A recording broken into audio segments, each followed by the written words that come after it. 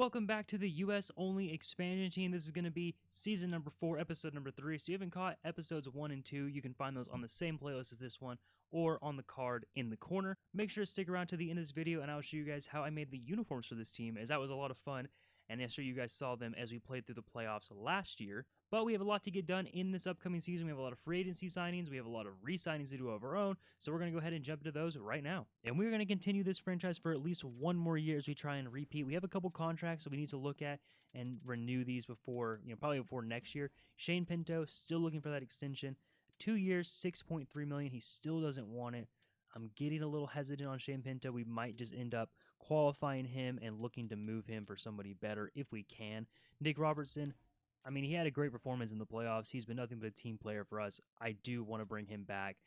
Potentially, I think he has come down a little bit on his ask. So it was, I think it was over $5 million before. I'm going to see if I can't get Nick Robertson for maybe a 4.5 for 2 years.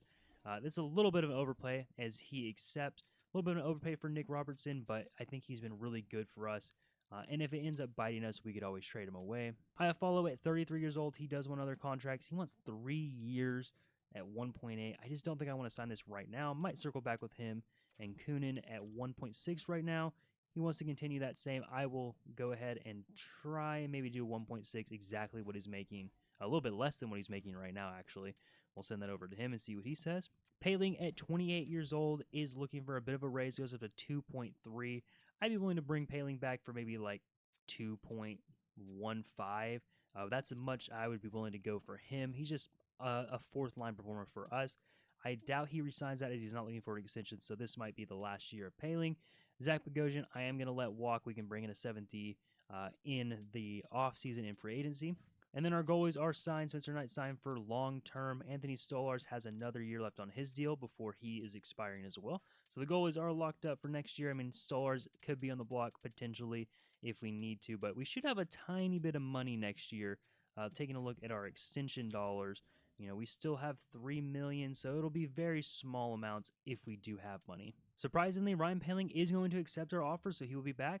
Kunin as well. And that will be it for contracts right now. I'm looking through here. Looks like Pinto went up to an 87. Nick Robertson also up to an 87 after that performance. So good progression out of those two. Pinto is going to be the guy that I'm going to look at most in the re-sign period. But right now, we're going to get focused for the draft. We have a first-round draft pick this year. We'll see what is available. Again, I've been trading those away because there really hasn't been a lot available in terms of American players. I'm not against doing that again this year if I can't find what I'm looking for. So our pick is the last pick in the first round at 33. Take a look at the draft class now and see if there's any Americans in that range. I mean, Jarvis at 4, we're obviously not going to be in play for him. The closest American is going to be Ellington at 43. I mean, I know Rodriguez is here too, but I don't know a ton about him. It says he's a bottom 6 forward. I doubt he's actually a bottom 6 forward, but I don't know if I want to take a chance on the first round going down to 41 for that pick. So this might be a trade spot for us as well. Either we trade back in the second round and try and pick up one of these guys that are there, or potentially we try and make an upgrade on our team right now. With this first round pick this year, we're going to look to go all in on fixing our defensive second line specifically. Luke Hughes is here. Going to try and steal away a Hughes brother. Only 23 years old still.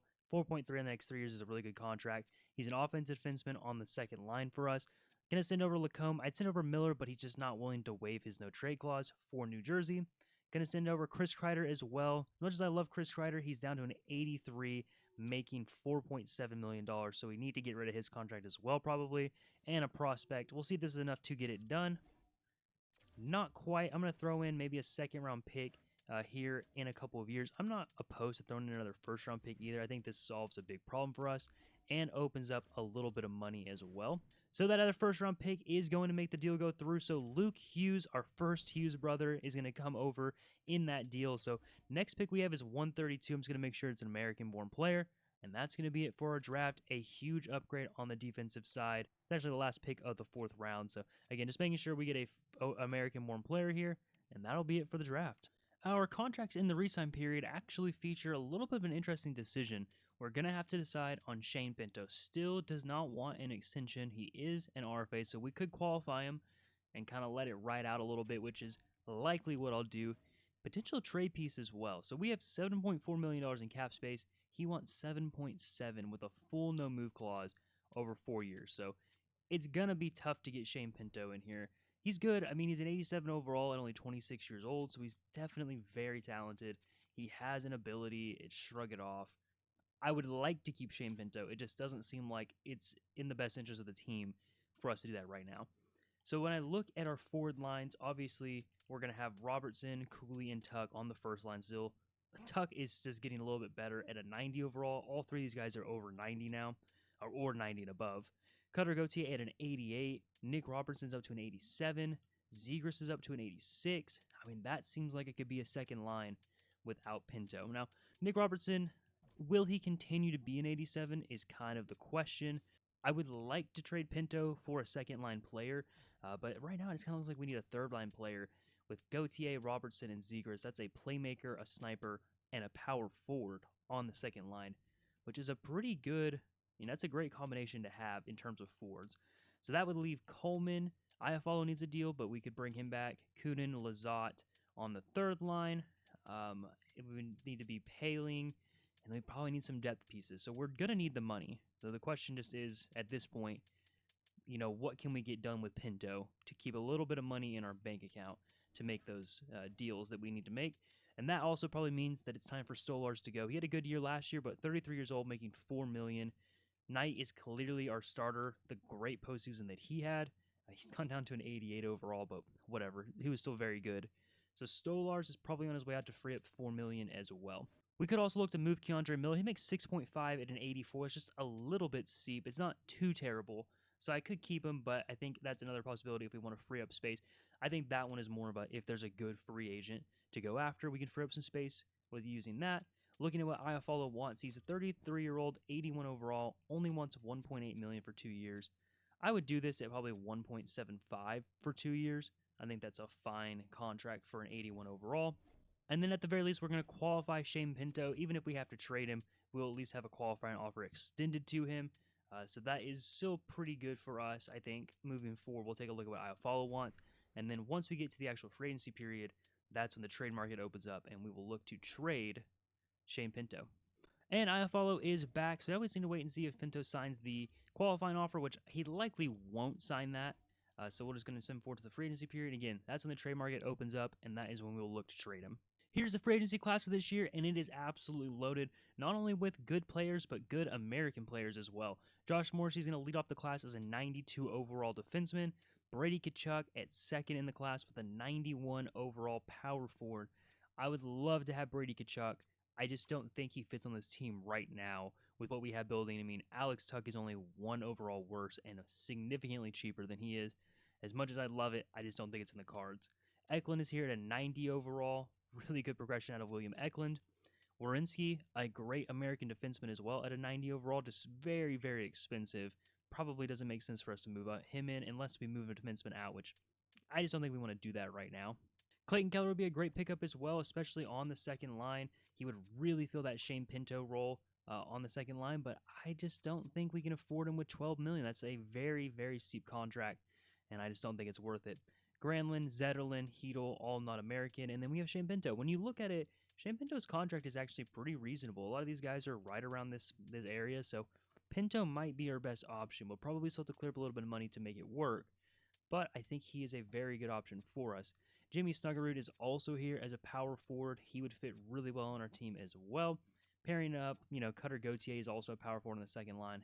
This is likely a third line forward for us, but 23 years old, same overall as Shane Pinto. I might just prefer that if we can get him a little bit cheaper, which it looks like we can. Jason Zucker at 35 years old is still hanging around an 87 overall, so he's really doing a good job of aging in this. Chabot is a Canadian-born defenseman. Ryan O'Reilly is Canadian. Brock Nelson is an American-born player, only $4.2 million for an 86. This might be a guy that we target with that Anthony Stolarz money if we can move him out.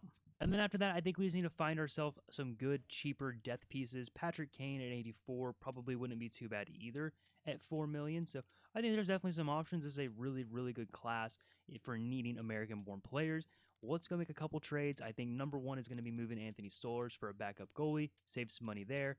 And then it's probably going to be Shane Pinto, moving him out and bringing in Jimmy Snuggerud if we can. And this Stolarz trade is actually going to be a two-parter. First, we're going to trade Stolarz over to the Philadelphia Flyers for a third-round pick not quite enough. I'm going to throw in probably a later round, maybe a 7th round pick to see if we can get this to go through. Really want to pick up that 3rd. And then we're going to flip over one of these picks, probably a 5th round pick, and try and pick up Alex Lyon. He's an 82 overall, so a couple overall worse, but look how much cheaper. He's only $800,000, so we save about $4 million here. I would be willing to go up to that 3rd round pick that we just acquired in that trade with Stolars, and the 3rd round pick will work. So we save about $4 million there. That really lets us go into this market now and spend a little bit of money. So my number 1 target is Jimmy Suggerud, but he is actually an RFA. I totally forgot to check that, but I really do want him. So I'm going to look and see if I can't trade out this Pinto contract. We're just swapping RFAs. Pinto has a little bit higher value, so maybe we might be able to get maybe a pick back if we can. We'll see. And we were a 4th round pick as well as Jimmy Suggerud, so that just gives us the rights to negotiate with him directly, and we will go ahead and do that immediately as we jump into the contracts. He should be in here now. And then with Jimmy Suggerud, we're going to offer him a 6-year, $7.25 million deal, just a little bit cheaper than what Pinto wanted, and I think he fits our team really well, being a power forward, gives us some of that depth, and he accepts that offer immediately.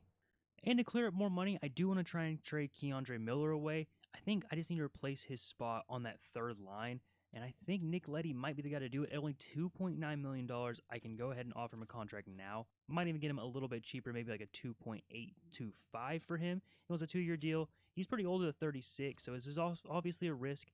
If worse comes to worse, he can end up being our 7D. Now I need to go and look to trade Keandre Miller away and potentially find us another player around his overall, but it's a lot cheaper. He's just at $6.5 million. We can spend that money on somebody like Patty Kane and really reinforce this 3rd line. The trade for Keandre Miller is going to be over to the Chicago Blackhawks for Alex Vlasic at 50% retained. He's just a little bit worse, 83 overall. He's a defensive defenseman, so he fits on our bottom pair really well. And then Frank Nazar as well, a scoring option deep in our lineup. If we can pair him with Patty Kane, I think that would be a deadly combo on our 3rd line. Miller, Kunin, and 2 4th round picks over the Blackhawks to get this done. They're not willing to do the salary. I would be willing to throw in another pick, maybe a 5th round pick to get it to go through. They just don't want the salary. We'll see if we can maybe get this down a little bit. Maybe we can trade somebody else on here to clear up just a little bit more money. So we're going to throw in Ryan Poehling as well instead of these 2 4th round picks. He's just making $2.5 million, and that should allow us to clear off this 50% retain, and maybe they'll be more likely to accept this deal. They're getting 3 players back for 2. I think this is fair value for them. Maybe a little bit overvalue, actually, but we're clearing up a lot of cap space to make some moves of our own. They aren't quite interested in that, so I'm going to throw in a 4th round pick as well. Again, I'm willing to move 4th round picks here to get this done. 2 4th round picks will get it done, and that frees up a little bit more cap space, and we're getting better. We're getting really deep. I mean, we're creating a really deep team right now. $6.8 million is what we're left with, and that is going to go straight to Patrick Kane. The deal for Patrick Kane is going to be a $4 million deal at 2 years, a 21-team no-trade clause. I think that's perfectly fine, given his age, so he's going to look into that one. So with our 2 contracts out, that pretty much fills all of our needs. It's Patrick Kane and Leddy. That's pretty much $6 million right there. That might be right at our salary cap. We might have to clear up a little bit more if both of those guys accept, but that should be good. Going into next year, we have a lot of our needs filled. We should be a really good team as we move forward. Patrick Kane is going to reject our deal, so he wants a little bit more money, but Nick Leddy is going to accept it. I think that is good for our 7D option. Again, I just want one more player for that 3rd line, and I think Patrick Kane would be perfect for that. He has gone up a little bit more in value, so there might have to pivot from him and see if there's anybody else. Trevor Moore might be a good option at a playmaker, same as Patrick Kane. He fits on either wing, 85 overall. He wants a little bit less money. I might let both of these guys go a little bit further and see if there's anybody else who's a little bit cheaper down towards the bottom. So we're going to circle back with Patrick Kane. We have a little bit of time. He wants 2 years at 3.6. We're going to offer him 1 at 4.1. You can overspend a little bit for this 1 year, offer him a no-move clause as well, see if that's enough to get it done for him. I really want him on our team to really solidify some scoring depth and move him in on that 3rd line. And Patrick Kane is here, so that's going to solidify our lineup. We really have no more money to spend, but we got a lot better. We're really, really deep on the forward group and on the defense. So we'll sim down to the next season. We'll get everything sorted away there, take a look at our lines, and get Season 4 underway. The lineup for Season 4 is looking stacked top to bottom. Our first line all has gold X Factors now. Alex Tuch's progression has been really great as he gets in the later years of his career, up to a 90 overall, Cooley a 91, and Robertson a 92. Gauthier is up to an 89. Nick Robertson up to an 88, with Zegras at an 86. A really talented second line. One of the best third lines in the entire league. Snuggerud at an 87, Nazar at 82, and Patrick Kane at 84. Then we have a good fourth line as well. Lazat, Coleman, and Iafallo. These are all solid depth positions. Two-way forward, power forward, and playmaker. So we have a lot of offense all the way down the lineup. We could use a little work on chemistry, so we'll let that do its thing over the course of the season and try and improve that. Going on to defense, though, Thomas Harley, Adam Fox remain our top pair. Fox at a 94 with a gold X factor. Luke Hughes will step in on the second pair with Brett Pesce at an 88.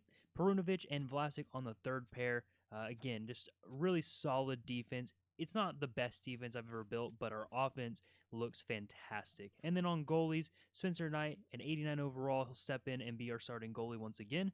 A lot of abilities. Hasn't quite got that gold X factor yet. And Alex Lyon will be our backup.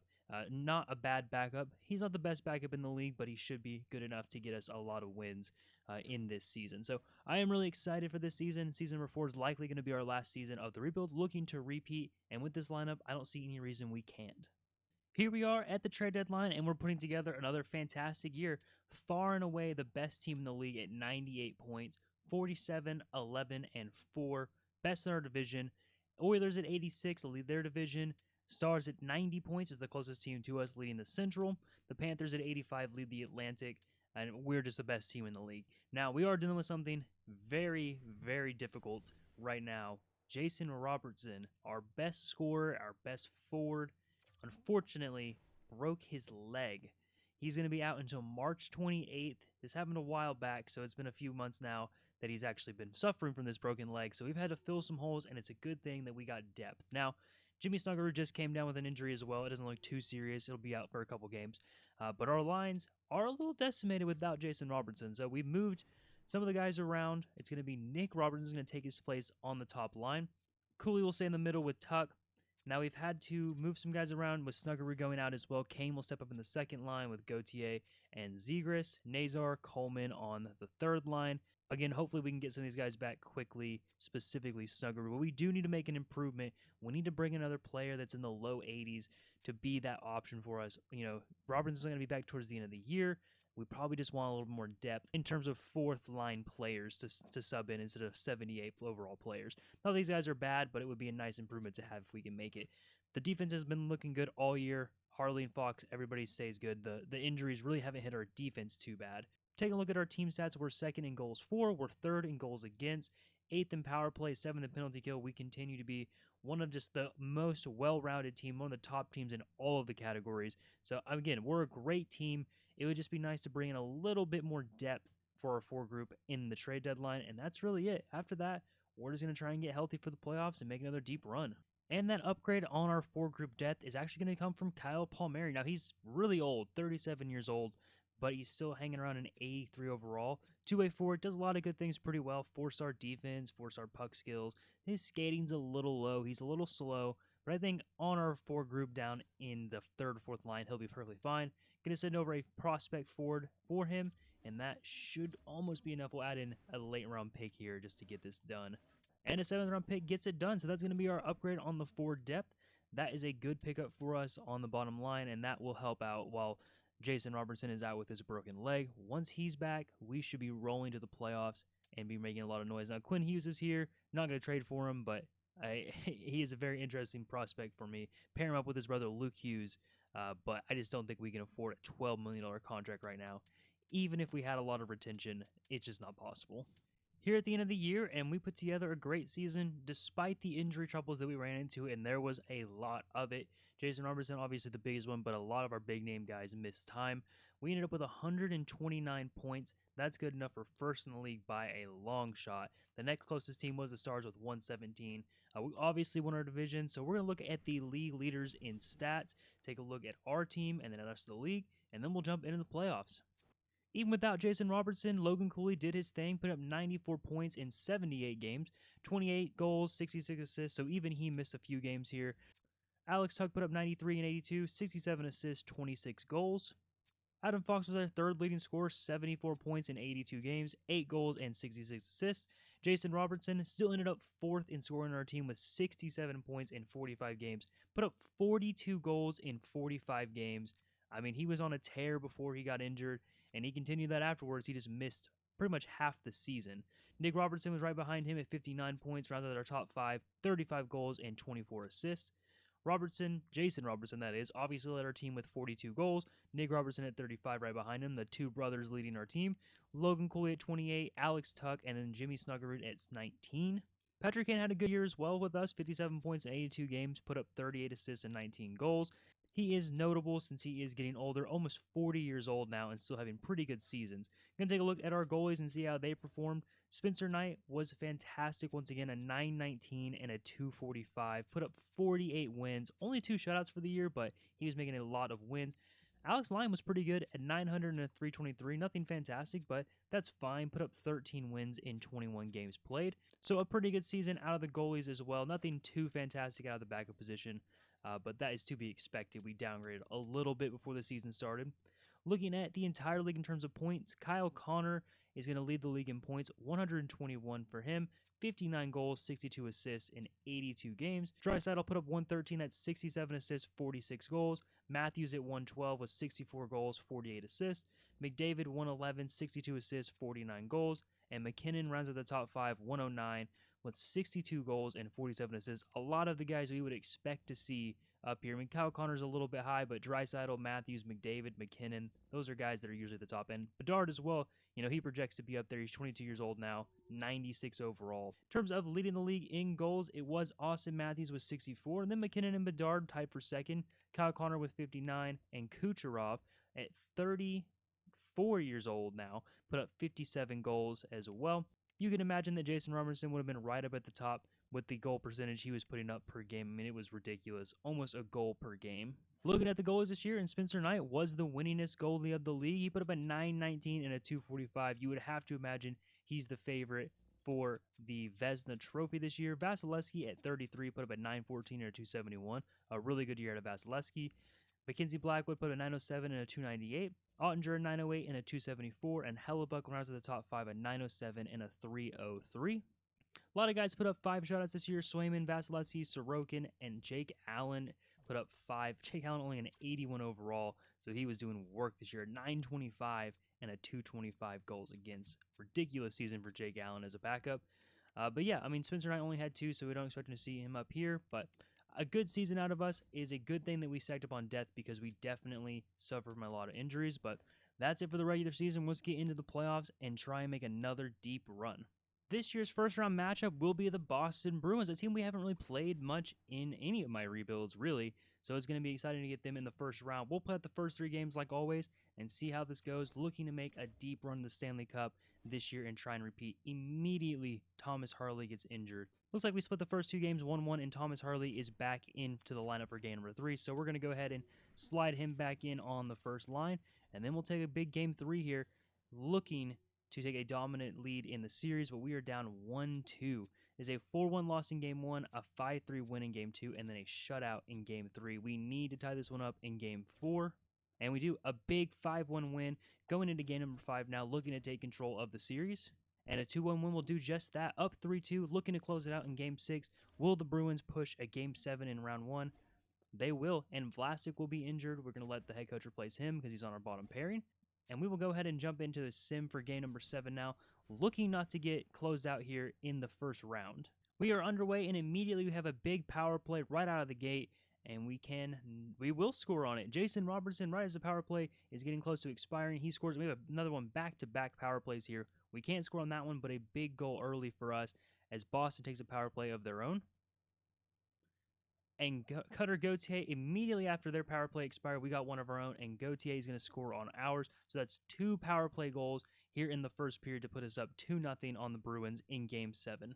Approaching the end of the first period, and we are still holding on to that 2-goal lead. We are out shooting them 13-7, 14-7 now, so pretty much doubling up their shots here at the end of the first. We're going to get going in the second period now, looking to add to our lead and take a controlling lead into period number 3 of this game 7. Right as I say that, at the 16-minute mark, Adam Fox is going to get a deep goal on Jeremy Swayman, and now we have a power play, and Alex Tuch is going to put it up by 4 as we take a huge lead in the second period. We have another power play. This must be a long, maybe a major penalty here.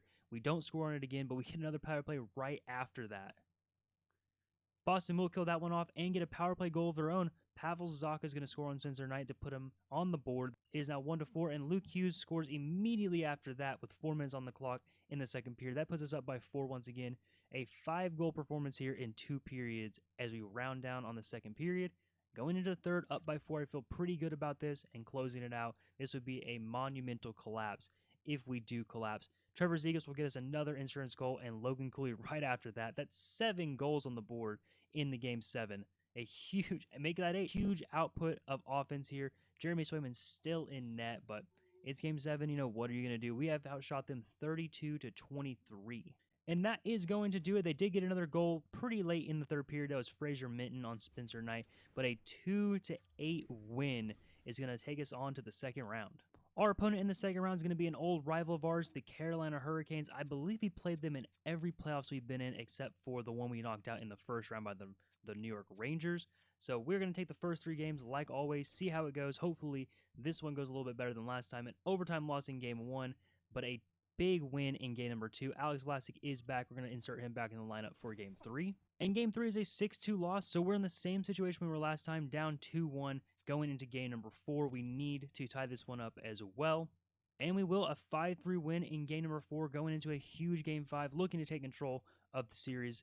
And a 1-0 shutout win will do just that. We've had some really high-scoring games. I mean, we had an 8-goal output in game 7 of series number 1, but hey, we will take a 1-0 win to get us in control of this series. Going into game 6, can Carolina push a game 7? They cannot.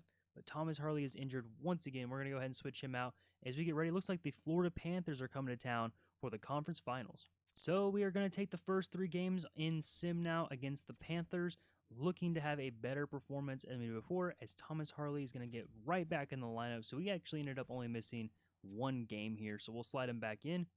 Game 1 is a 6-4 loss. Game 2 is an overtime loss, and Game 3 is an overtime loss as well. We are on the brink of elimination as Alex Vlasic goes out once again. This would be a crazy comeback. We'd have to win 4 in a row against the Panthers. We're going to go ahead and sim it out and see if we can't push this a little bit further. We cannot. The Florida Panthers will sweep us in the conference finals. An unfortunate end to our season and to our series, but we'll go ahead and sim out the rest of the playoffs. See where everybody lies. You know, you can't win them all. We did get a Stanley Cup last season, and we made a couple good runs here in the playoffs. The team finished fantastic. It is a really good, deep team. And for a team of All-Americans, it definitely ended up a lot more balanced than I was expecting. I mean, right out of the draft, it looked like we were going to be very defensive heavy.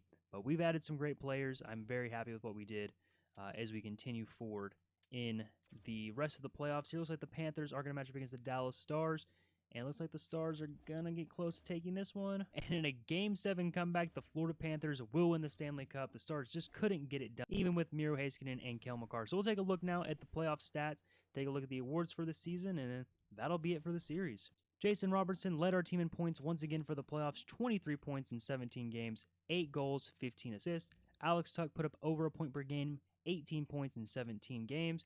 Logan Cooley was 17 as well, 6 goals, 11 assists for him. That top line ended up being really, really good for us. Jason Robertson finishes, the most prolific scorer in this franchise's history, most definitely right out the bat. Had a 120-point season last year, was injury-riddled this year, but still put up a really good point-per-game pace. Cutter Gauthier put up 14 points in 17 games, Nick Robertson at 13 points in 17 games, and Trevor Zegras put up 12 points in 17 games. You know, I think a really balanced attack. The first line was very good, but it wasn't overwhelmingly good in terms of the entire team scoring. Robertson, Gauthier, Tuch, Cooley, and Nick Robertson will lead our team. Those are the top 5 in goal scoring. Robertson with 8, Gauthier with 7, as well as Tuch. Cooley and Nick Robertson both had 6. Adam Fox put up 5 goals from the defensive position, had a really good playoffs for him. Zegras was 4, and then Pesce and Snuggery both had 2. Looks like Patrick Kane had a bit of a rough playoffs for us, only put up 3 points in 17 games. That's how it goes sometimes. Spencer Knight definitely did his thing in the playoffs, a 915 and a 278. Not quite as good as he was last year, but still very good. Alex Lyon put up an 875 and a 550. Not good in his relief appearances, but he probably came in, once Spencer Knight was getting pulled. Going to take a look at the entire league now in terms of point scorers on the skater side. Cale Makar does lead the entire league in points, 32 points in 24 games.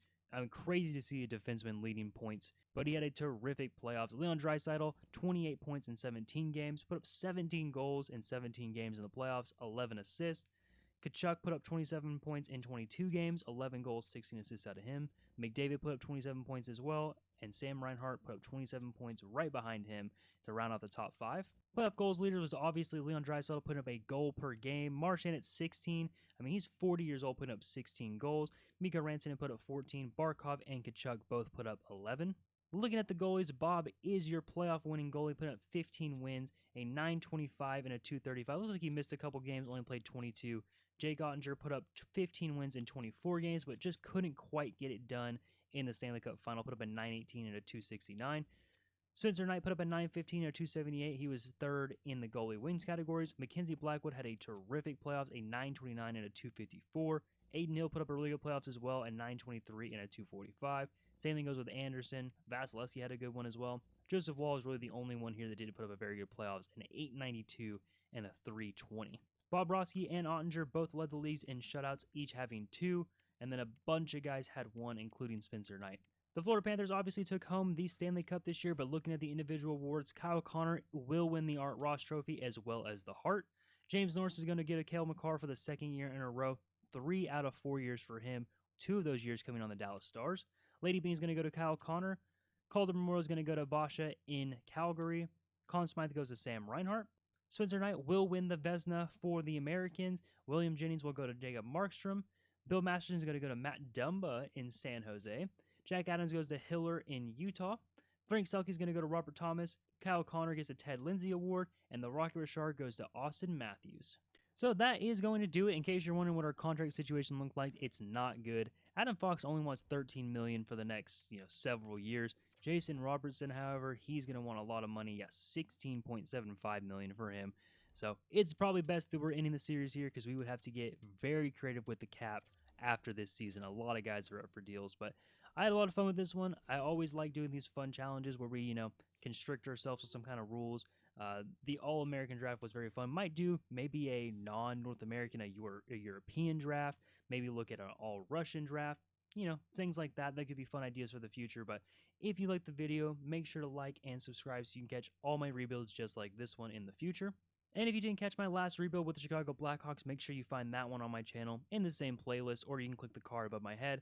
This will likely be my last rebuild on NHL 25 before I switch to NHL 26, so I really hope you guys enjoyed the content. We'll get going on that game as well. As always, I appreciate all the support, and I will catch you guys next time.